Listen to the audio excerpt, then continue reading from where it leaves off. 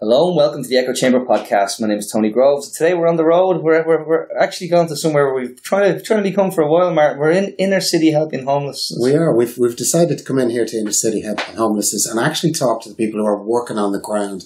These are the people that don't get the glory. These are the people that you don't speak to.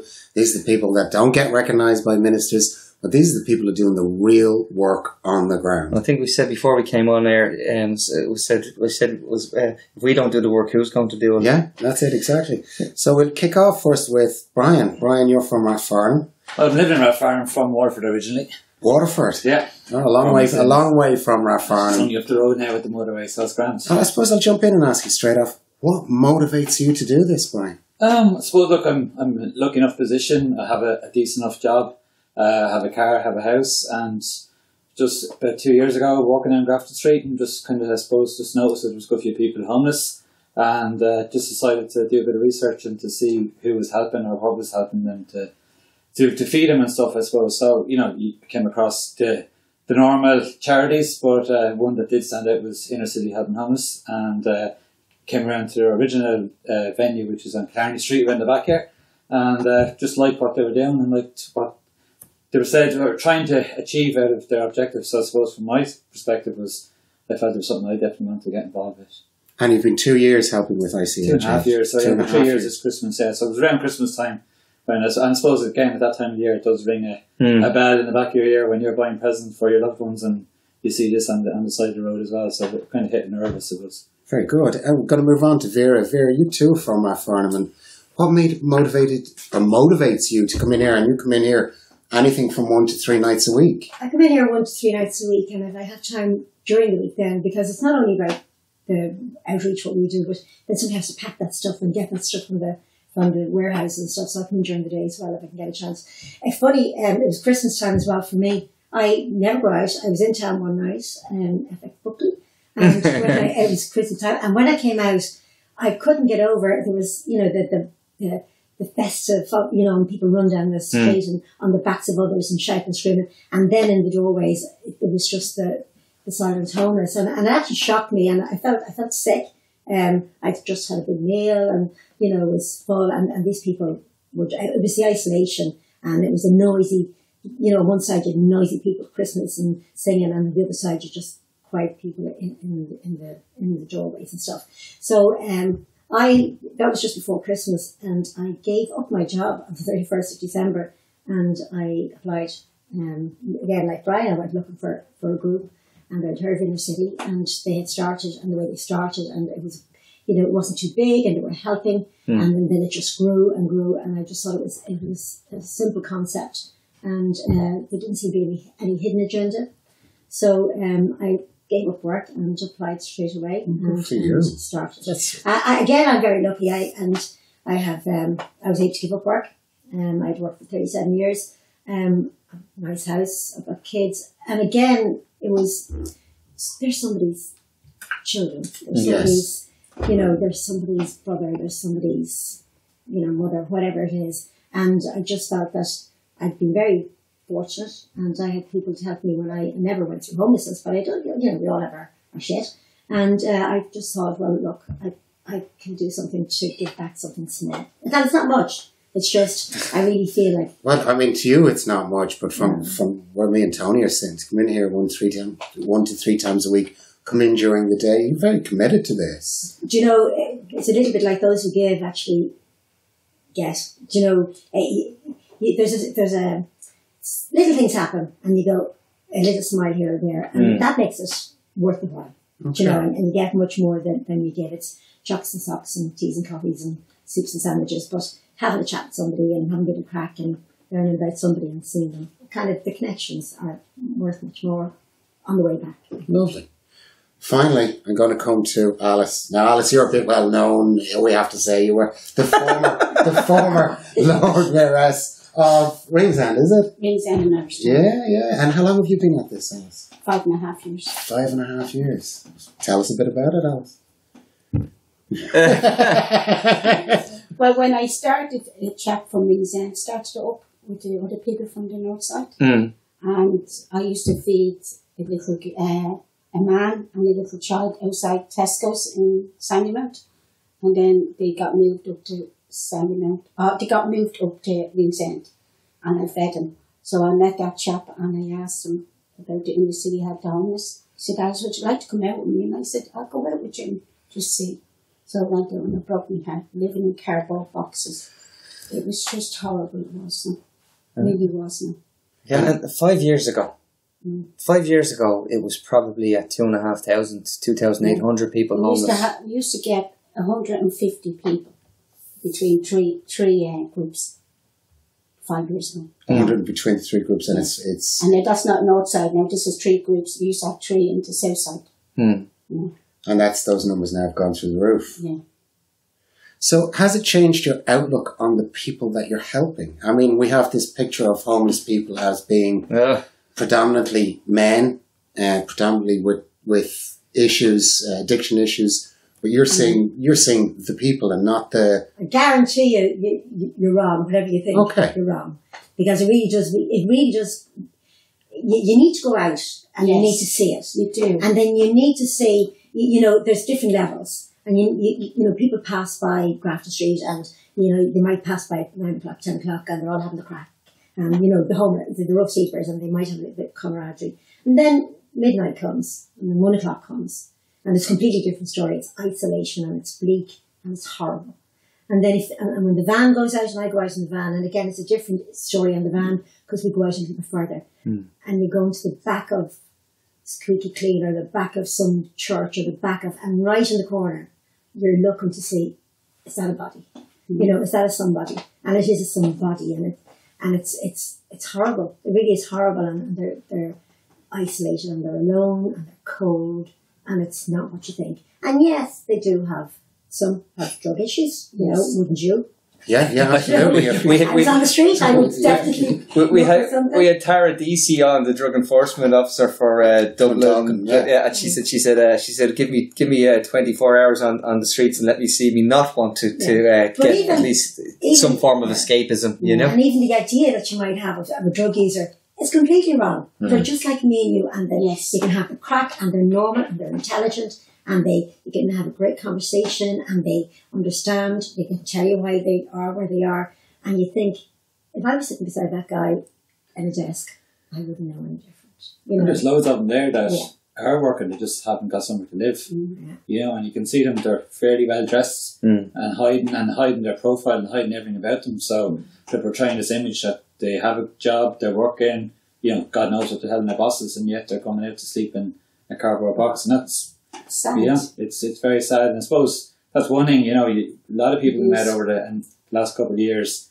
You get to meet a lot of regulars, get to meet the same people. You build up a bit of rapport with them, a bit of trust. And they open up to you because they've nobody else to talk to. A lot of them have kids, and they're saving their money that they get from the dole or whatever the case would be, to go and visit the kids and treat them. So they're putting other people first. And I suppose the perspective there, there's more men in the street. Yeah, it probably is. But again, their loved ones, they're the ones that they're trying to put into accommodation for the night or a hostel for the night as opposed to them.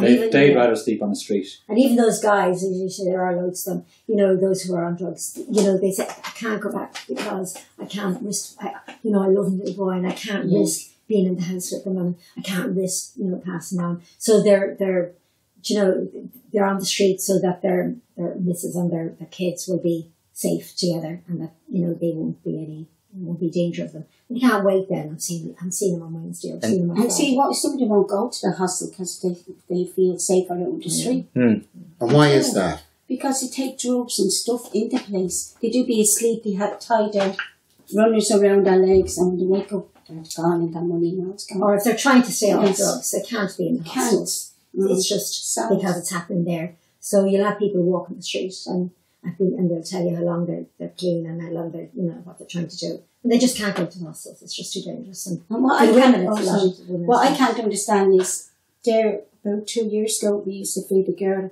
Her name was Cruz. No, that's what our nickname was. Okay. And she went in to get help, and she was in help for 12 months. You probably remember. And they put her back out on the street, and then she was grand on the Wednesday. We went back the following Wednesday. She was back. So it's a waste of money helping them for 12 months, and putting them back on the street. So putting them back into the situation that they were trying to escape from in the first because place. she wouldn't go into a hostel because the drugs were in the hostel. And we've seen every economic proper study that's been done has shown that if you can actually give people, what was it, Martin, 50 quid extra a month, improve people's socio-economic class by one full, you know, someone went from like never finishing school, the first generation of kids finish school, and when we do it that way. They did this in Canada. They got a group of lone parents, and predominantly women, and they gave them $20 over and above what they were giving everybody else. Just that $20.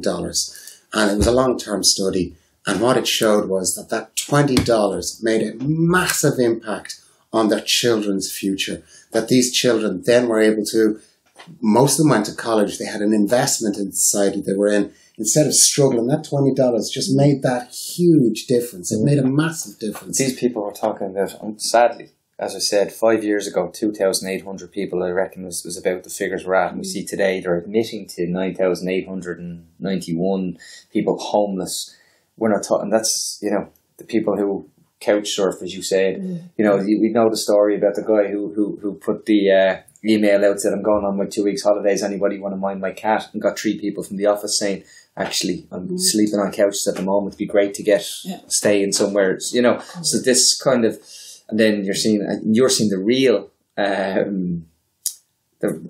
don't know how to say it. I don't think we are, because obviously there's a lot of people in hotels and hostels that we don't see, but they are obviously homeless. Yeah. And it's only when there's a crisis or when there's a match on or a gig on or the Pope coming, you know, that hotels want to make the extra money and they're looking to push these people out, and that's when it really screams out of the homelessness. And I think people forget people sleeping on the street, but there's also people that are considered homeless that are in a hotel. That's not a set up either, and obviously that's an element that we don't see at night time. And thank God, because, you know, see kids, you know, we've seen pregnant women.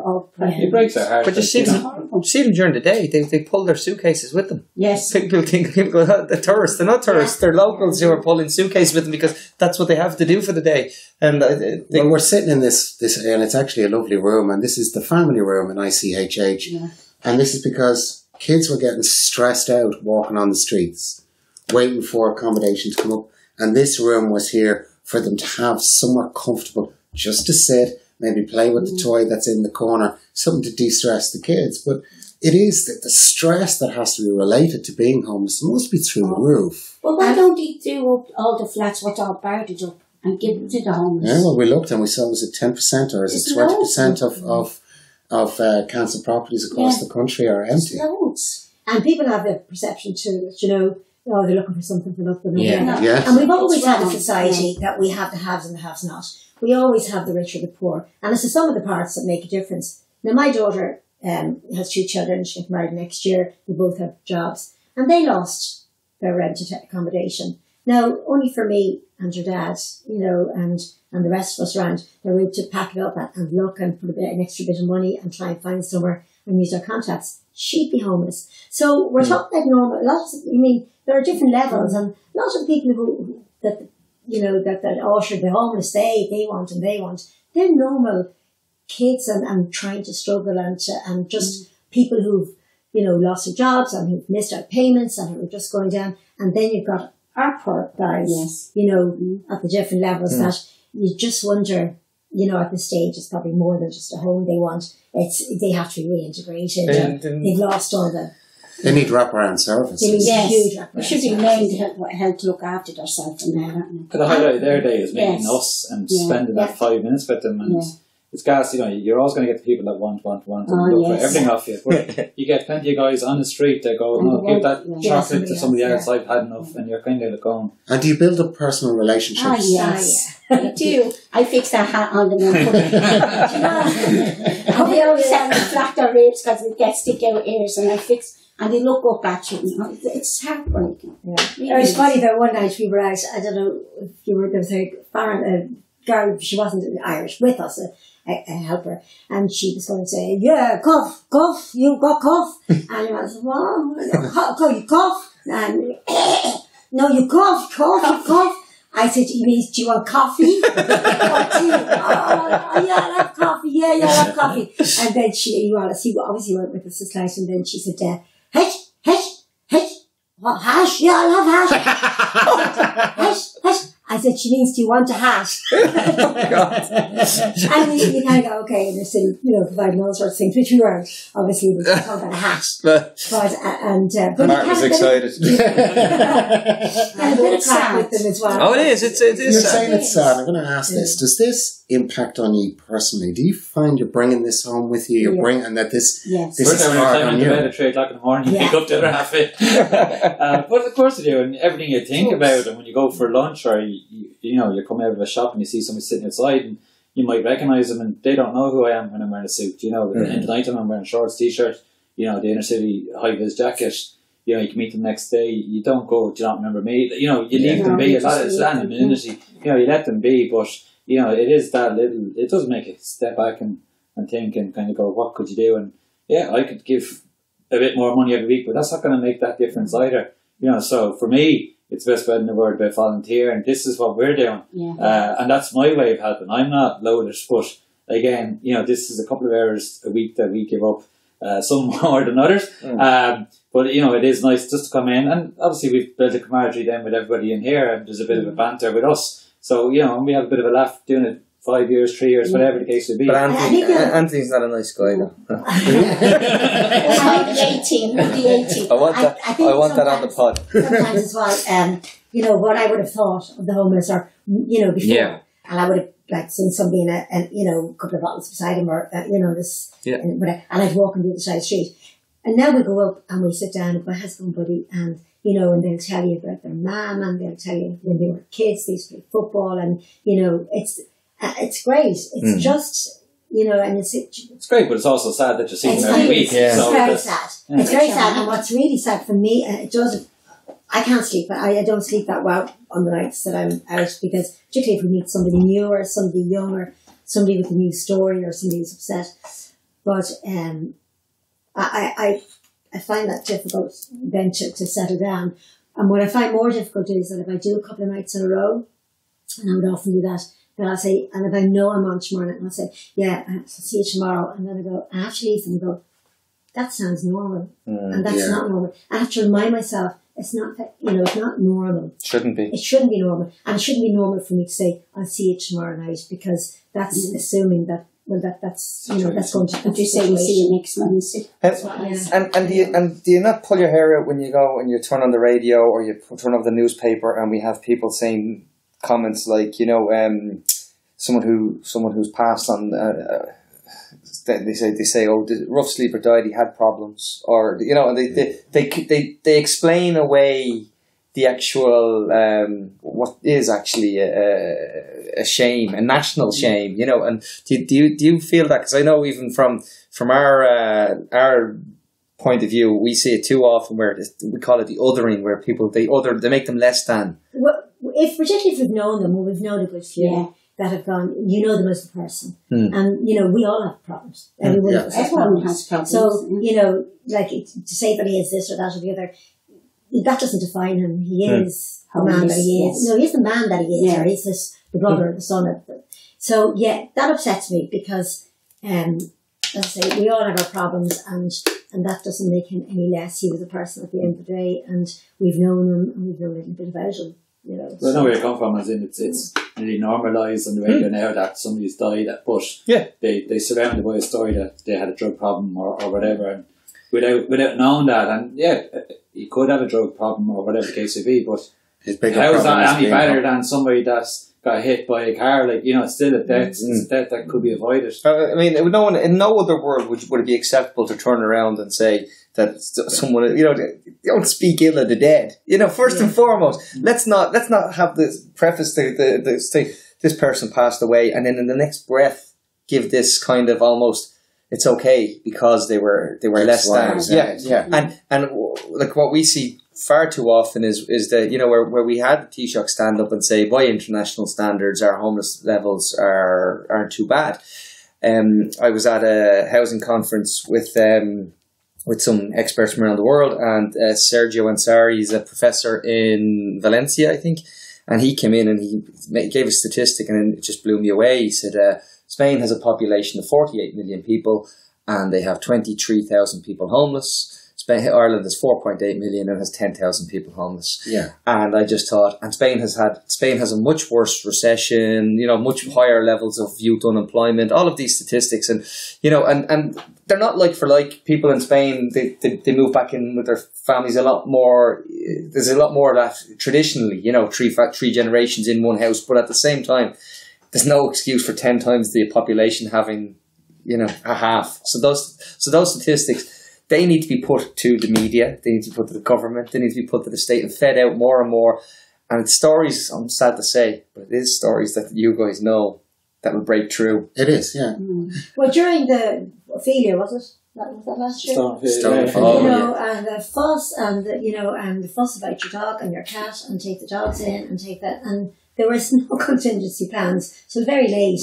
It was actually inner city, and people were very they pushed it actually at the time. Yes, but as it turned out, that night it wasn't wet. There are many more wet nights. That since then, but people didn't care about it. And we're heading into this. We're heading into the rainy, wet, cold, miserable. Or last week, a couple of weeks ago, it was a toothache. Jesus, if you had a toothache, imagine. You have your own toothache. Yeah. But sitting on the side of the street, all night and with a toothache. The other thing, we do this, and it might be cold and wet. And actually, I put on my wets and I come out because I know I'm going home to a warm house. But we leave those people on the street with their headaches and their toothaches and soaking wet, and their sleeping bag might be destroyed, and the shops are putting out these triangular things so that they can't get inside it, or sprinklers are putting those really high lights, it's awful. And you're all working very hard now to recruit other volunteers in at the moment. That seems to be a big drive with you. Are you having much success? It's not for everybody, but the numbers are a lot of the colleges that do social services and stuff for part of their work experience, you get those people in, and of course because they have to fill out their work experience time, so you get them where you can, but you'll never have enough volunteers. And family-wise, how does this impact family-wise? Do you get husbands, wives, children saying, "Mommy, Ma, you shouldn't be going out doing that," or anything like that? Or are they more encouraging you to go and do? Well, my daughter is afraid of me going out at night time, to be honest with you. Okay. My son doesn't. My daughter does. She say, "God, Mommy, you're going out again." But what you're doing is great work. I love doing it. I really do. But we've never really, we go out in a group before. And we do have a bit of laugh. A minimum before. Yes. We always have a name or a token name. Congratulations, you're a token name now, right? I'll do a big call worse. But, I don't think the odd time you might see a bit of trouble and we just move. Yes. But for the main part, they're delighted with that cup of tea, And I was waiting for you. Oh, God. Even there's two men, I won't say where they are, but they're in the grounds of a church. And so at the weekend, it'd be very late. You'd be finished at 2:30, 3 o'clock in the morning because we did the count. Yes. So even if you're coming back into town, you wouldn't wake people up, obviously, when they came up at that hour of the morning. But I went out in the van, it was cold, and I tiptoed over and I brought the 2 little bags over, and I didn't want to wake them because it was very late. And I put down the bags and sorry, how are you? I was hoping I'd see you, and I'm glad to see you. And I said, God, I'm sorry, I didn't mean to wake you. Oh no, have a chat with me. And, I was afraid now you weren't around because I haven't seen anybody today. Do you find that people who are homeless, particularly where you're talking, where you have men living in backs of churches and stuff like that, they hungry for conversation, hungry for interaction? Yeah. Some of them don't want to, like you and me, they might have their grumpy nights, and really alone. But for the main part, I think often somebody has said it's not only the cup of tea, or sometimes not even the cup of tea. It's the fact that somebody might put their hand on you, or they like to give you a hug, and that there's that human. Our angels. Because they haven't made means of having a hug, or people are avoiding them, and they're human. It has to be difficult when the whole of society steps around you. Yeah. It has to be difficult. They all have their lives, and we can see a lot of streets. You go down Dane Street, stuff with busy streets, people waiting for buses, and in the corner there's somebody sitting there. A lot of people do take a step back. We've been stopping many nights asking what we do and who we do it for, and any way they can get involved. Whether they follow through or not, I don't know. And then sometimes they donate money as well. Yeah. But according to them, that's their little bit. And, they move on about their life. And that's one night we were asked, did we provide flip flops for those coming out of the nightclubs? I tell you what, Martin, I ordered a load of them. Right? I bet you get 30 quid for them. make a fortune.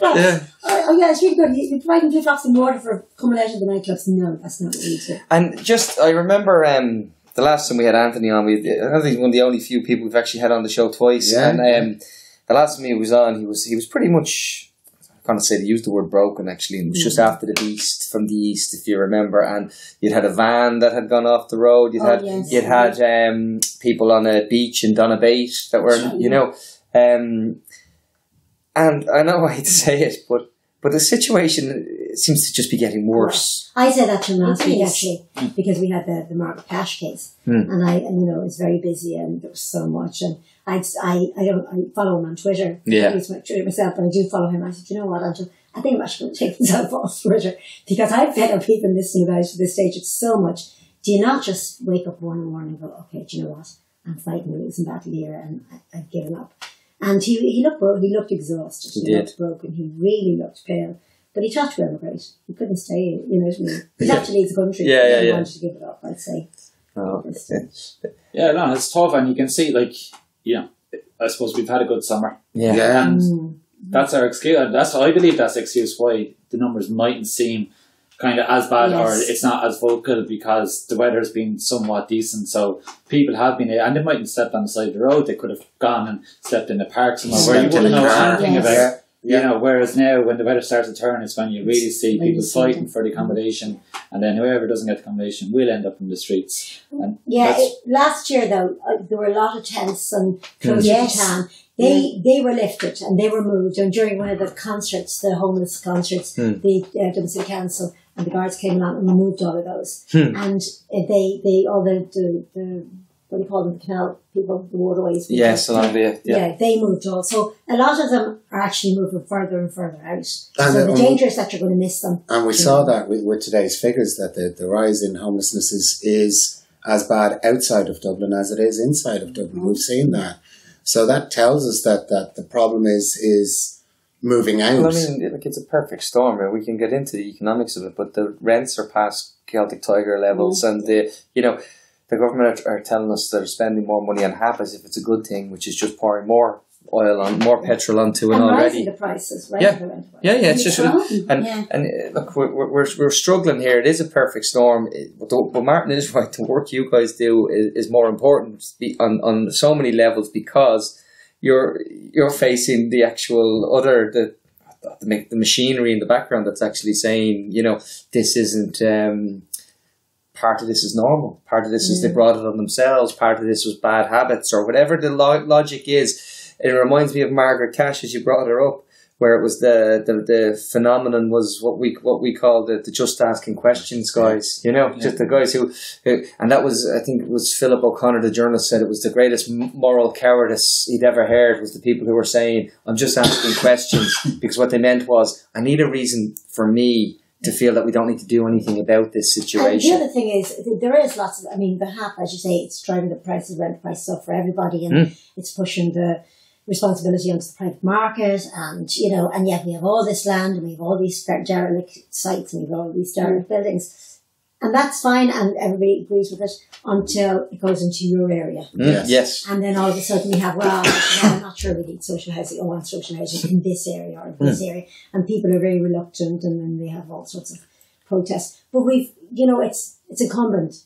We should look after those who are less fortunate than us. And it's the little bit that we do, the teas and coffees, drops and socks, isn't a lot. No. It really isn't. But any one of us could be there. Any one of us could be there, yeah. And if I would urge people to come out, to volunteer, to give it a go, to see that these people are not to be frightened of, there are some people who do drugs and we don't go near them. We put your paraphernalia away. And even then they will apologise and they might send up somebody to get a couple of cups of tea to bring them back down. We don't endanger ourselves, and we try not to, and we have very solid rules. And this is like another family here. We've seen the atmosphere in here. This is like another family in here for you. This is a great atmosphere. Everybody's lovely except for Jerry. I see my picture. He sits behind the counter. So gets this. Yeah. So if you could wave, and I'm going to ask each one of you separately, if you could wave a magic wand, what would you do tomorrow? Let's start with you, Brian. What would you do tomorrow? I'll go with the man first. Long live the patriarchy. Obviously, as we spoke about before, when there was Storm of Feeling, whatever, we were able to open up emergency accommodation. So there's obviously accommodation of some description there somewhere to home these people. If I had a magic wand, of course you'd love to have people off the street and this problem kind of done away, because there's going to be another problem next month of something different. That's the way the world goes. What we do is just something small, and for my sake, I like the idea of trying to get more people involved in what we do and make them aware. But there's hundreds of charities out there trying to do different things, whether it be homeless, whatever, handicap, whatever the case may be. And you can understand where they're all come from, and everybody has a different perspective and a different viewpoint. But as Vera alluded to there, when you spend time out there, you see what happens. We've been out at Christmas time, all having the merry drinks, and then see somebody on the side of the street. It does hit home. And for me, it's just, I suppose, making sure that everybody is okay. You'd love to say, get them all up and put them into a place that they're happy with, that they have a life and have the opportunity to get back up and make a life for themselves. Believe it or not, as we kind of spoke about before, a lot of them are putting their families first, their kids first, and it is that background that they're sleeping on the streets because they want a better life for their kids, that they don't want their kids to see them like that. So that's heartbreaking to see that, and we can all go out and play with our kids at the weekend and have a great life, and, that's amazing, but it's not going to be change overnight. So I suppose from now, it's about, can we get more people there? How do we get more people there? How do we recruit people? Anthony and the guys in Fairness spend a lot of time promoting it, and I suppose we all try our bit as well, but as I said, it's not for everybody. But the population of Dublin, was it 3 million or 1.8 million? Yeah, 1.8. If you got 10% of them to come in and give us a hand, it's one night a week, and there's certain times a year when we have loads of volunteers, and then there's obviously other times when we don't. And I suppose it's about creating that awareness and a bit of support around from communities or even from companies out there that could give us a dig out. And I said it's the simple stuff: socks, jocks, bit of chocolate if they're lucky, white socks, white socks. And that's what makes them happy, and that's what makes us happy. And it's as simple as that. And we can all and have the luxury to be able to go home afterwards. But that's. Thanks, Brian. Vera. Well, from my point of view, I think volunteers and white socks, and lots of men stuff. But having said that, that's only putting more sticky tape. I mean, any amount of volunteers won't be enough if that's what we're going to depend on volunteers to change the situation.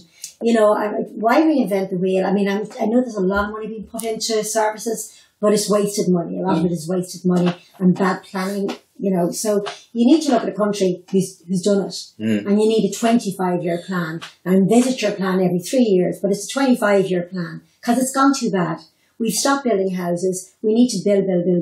But we need to build for 25 years. We need to build for, 50-year plans. When we built the reservoirs, it was said, we never use those reservoirs. And now we're out of water. Plan for more than you need and plan for the long term and the long game. And then you won't need the volunteers. So it's what we do again. It's what we do is we're running around sticky tape and things, and the nets just come out, we're short tonight, and I go, okay, I'll do it. I'll go for that. But and as long as this situation, when the government don't take responsibility and don't work on their 25-year plans and only are fighting fire, we're never going to get out of it. We've always had social housing. We should always have social housing, and the houses aren't being built, and it's purely about building houses. And for those that are on the street, some of these people are second, third generation. Some of these people don't know anything other than a drug situation. Some of them, that their parents might have been on drugs. So it's an education. It's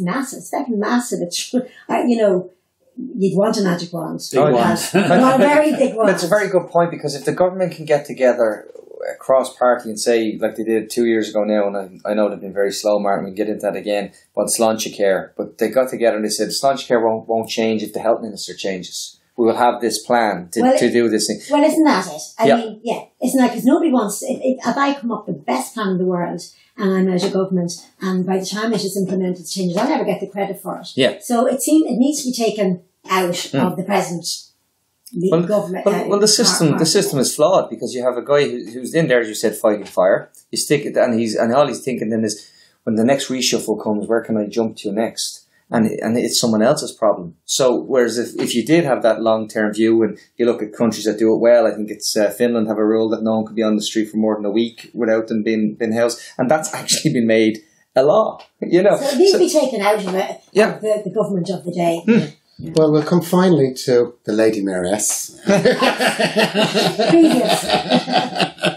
No, if I had the magic wand, I'll get them all off the streets and get the government to give them houses, affordable houses, and cheap rent. This business is a high rent. They go back out on the street. There's loads of houses all boarded up everywhere. The government should do them up and give them to the people, even the people in the hotels and the hostels, not only the people on the streets. Just adding to that, though, I do think that if people do something, people need a sense of achievement, and as part of this plan, you don't get nothing for nothing, because we all work and we all pay our tax and whatever, and that everybody should be given some deed or task to do, some program to follow, something to make them feel that they've achieved something, that they're part of getting their own home, and they're getting their family together and getting a house. So it's not just being given something. No. It's have a plan to, if you're on drugs, to complete this drug plan, or to do a parenting course. It doesn't matter what it is. Once you can tick it off and say, oh yeah, I've achieved that. Have an achievement. I've got an award for that. And all of this will build towards your self-esteem, and your growth, and your example to your children, and your sense of worth, and your sense of being, and rather than just feel like always being pointed at as they're the takers. So you want to be a contributor as well. Well, to end on an up note, there's a place in Canada called Medicine Hat, and they had the mayor of Medicine Hat. He was a conservative, and a fairly hard right conservative, but he agreed that they'd implement this plan that anybody who presented homeless, that within a week they'd give them a home, a key to their own homes that they could go in. And he was very dubious about it. He only gave in under lots of pressure. 2 years later, he's a huge advocate for the system. He says it has saved them money hand over fist. These people are now 80% of them were net contributors into the tax system. Yeah. So the first step in giving people some ownership of the society they live in is to give them a roof over their head that's secure, that they can call their own. But having a home is your first step. And it has been forever. Basically, it has to be cheap. It is. Rent. That's it. It's Maslow hierarchy of needs. Yes, absolutely. It's the very first stage. We spoke to Leilani Farah, the UN Special Rapporteur for Housing, and she pointed out quite rightly that housing is actually a human right under the UN. Like it's something that we don't like to talk about in Ireland, because we have the right to property trumps the right to housing, if you know what I mean. So we have that issue. But how she put it was that's the door to dignity was through your own front door. Yeah. And that's how it starts. And that's how she put it. And who am I to tell her? Yeah, exactly. So we have lots of people who and there's not to say that people, the government aren't putting money in and the people aren't getting homes. And one of our favourites for a long time, I won't mention her name, but we know who she is. But when she got her house, do you remember? Oh, yes. Yeah. And it was lovely. I mean, I'd get my house, I'd get my don't have anything in it, but I have my front door. And then a roof over her head.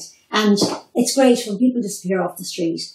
You wonder, where are they gone? I mean, are they sorted? Are they in prison? Are they dead? Have they moved? If they're not Irish, have they moved back to the countries? But it's great to hear a good story. It is. And when they do get their door, it's fantastic. Well, I have to say, you three are a good story. You three are a great story. I mean, you come in here, you give of your own time, you're very dedicated, and it's very obviously that you care deeply about the people that you're out with every evening. It's very obvious to us here. So all I can say is thank you so much for taking, and I know you're busy tonight, thank you for taking the time out to talk to us. And we hope that your story can inspire more people to help and inspire government to step in and do what they need to do. You have to. Cheap rent and affordable houses. That's it. Yes, I can't sum it up. But 2 things, folks, before you go. Do consider going. Do consider giving your time. Do volunteer. The people, whether it's with the great people in inner city helping homeless, or someone else. Do it. You can make a difference, and you'll feel better about yourself. And go to Inner City Helping Homeless online and donate what you can. If you're not at that, look, that's what you do. Put your hand in your pocket and give the guys a dig out. And we really appreciate it. And thanks so much for your time. It's been great. Thank you. Thank you. Cheers. Thank you.